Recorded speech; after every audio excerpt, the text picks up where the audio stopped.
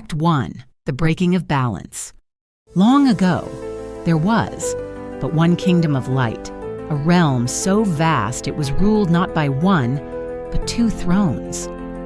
At the kingdom's heart stood the heart root of an ancient tree that bound its people to magic, harmony, and balance. For centuries, balance reigned, and wisdom guided power. Not even one soul walked alone. But envy is a silent thing. One ruler began to want not peace, but everything. There was an old myth that the heart root did not awaken power, but kept it dormant. Believing this, he did what no other elf had ever dared. Since light was born, he severed the bond, the eternal sin. Magic, now unbound, grew vicious and relentless. The one who broke the bond was now tainted by it.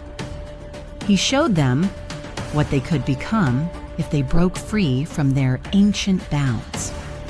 Some had chosen the shadows, seduced by whispers of limitless power, no longer who they once were, ascending to something unknowable.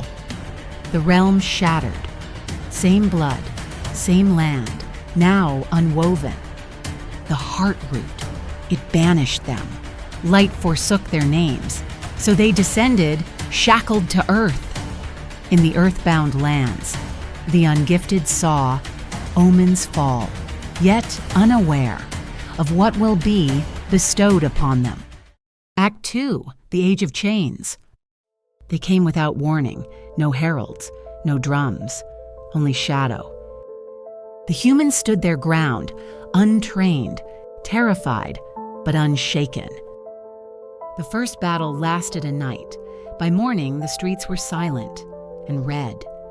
In the north, they struck back. For a moment, hope burned bright. But magic answered with fire, and hope was buried beneath ash.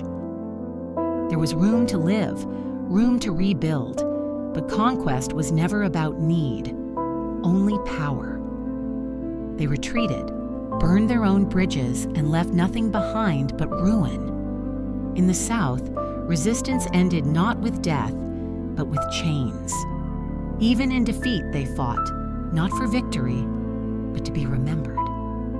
Beneath the earth, the last free souls clung to an ancient whisper, a legend of gold untouched by magic, hidden since the age before light.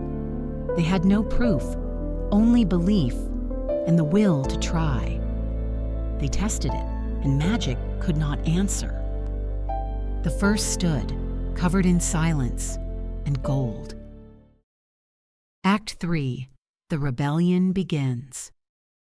They struck in the dark, fast, silent, freeing the chained, one camp at a time.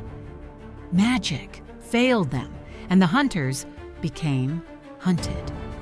The east burned first, but from its ashes rose a new banner.